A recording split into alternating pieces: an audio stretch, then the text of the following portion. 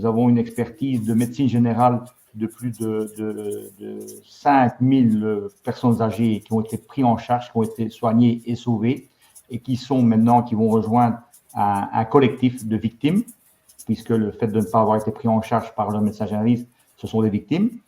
Et donc, en Allemagne, est-ce qu'il y a des procédures qui ont été engagées contre les ministres de la Santé, contre l'ordre des médecins, contre toutes les autorités qui ont provoqué donc cette désinformation, cette censure et même ces poursuites disciplinaires contre des médecins qui soignent. Donc, je voudrais savoir un petit peu quelle est la situation. En Allemagne, nous faisons des essais, nous avons fait des essais pour mettre en route des actions en justice. Mais d'après moi, il n'y a pas de chance de réussite dans la mesure où on n'est pas dans des bonnes conditions actuellement. En tout cas, tant qu'il n'y a pas de signal de l'extérieur, comme par exemple un signal qui pourrait venir des USA. Il y a bien sûr des petites exceptions, mais bon, c'est vraiment très exceptionnel et très modeste.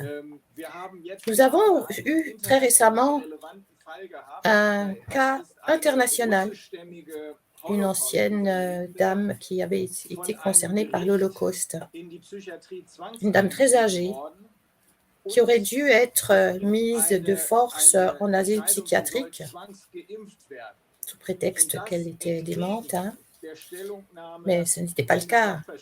Elle devait être, et la justice l'a confirmé, la justice a confirmé qu'elle aurait dû être vaccinée 2 fois, de force. La situation en Allemagne est absolument catastrophique. Nous avons créé un groupe d'avocats sur le plan international et nous espérons par là pouvoir faire changer les choses parce qu'il nous faut une justice indépendante. En Allemagne, ça paraît vraiment tout à fait désespéré dans la mesure où tout est bloqué dans la situation actuelle. Mais ce groupe d'avocats internationaux pourrait donc avoir le siège de la justice soit chez les Maoris en Nouvelle-Zélande, soit en Australie, soit au Pérou, chez les Incas, soit en Arizona. Et là, pourquoi? Parce qu'en fait, là, ils ont une justice indépendante. Et dans ce cas-là, on pourrait effectivement créer une justice nouvelle et nous pourrions engager des procès internationaux. Chez nous, en Allemagne, le système est définitivement à la fin. Très bien, merci Christiane, Dankeschön, maître Fulmich. Docteur Brie, c'est à vous. Je crois que vous avez une question, je pense même que vous avez une question à poser à maître Fulmich. C'est à vous.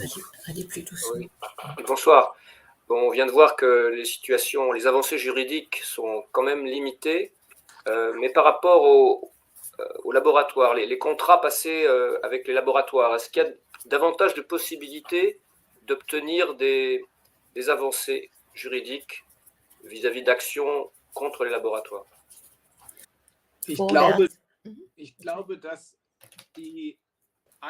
Je crois que la dernière solution, la dernière possibilité, c'est de montrer vraiment à la population ce qui se passe vraiment. Nous avons eu l'occasion d'écouter Mike Yeadon, l'ex-vice-président de Pfizer, et également Catherine Austin-Fitts, une personne très importante dans le monde bancaire. Nous avons fait actuellement, nous en sommes à peu près à 400 interviews des meilleurs experts du monde. Et nous en sommes arrivés à ce qu'il n'y avait jamais eu de conclusion, qu'il n'y a jamais eu de pandémie. Nous sommes arrivés à la conclusion que ces vaccins ne sont pas et surtout qu'ils n'ont jamais été. Il s'agit là, nous en avons la conviction, qu'il s'agit d'un agenda qui a été planifié depuis longtemps et qu'il y a là un but très précis. Ils veulent arriver à un contrôle total de la population. Préalablement, ils veulent arriver à ce qui les oblige à une partie de la population. Il y a là un contrôle total du World Economic Forum et malheureusement, il n'y a que la population qui va pouvoir stopper ça.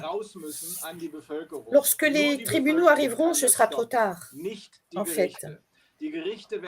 À ce moment-là, lorsque ces histoires-là seront finies, en fait, les grands groupes qui auront profité de la crise, c'est-à-dire Amazon et d'autres, devront payer tellement de dommages et intérêts qu'ils vont faire faillite. Nous, au niveau de la justice, nous ne pourrons faire que débarrasser le chantier, faire du travail de ramassage et de nettoyage.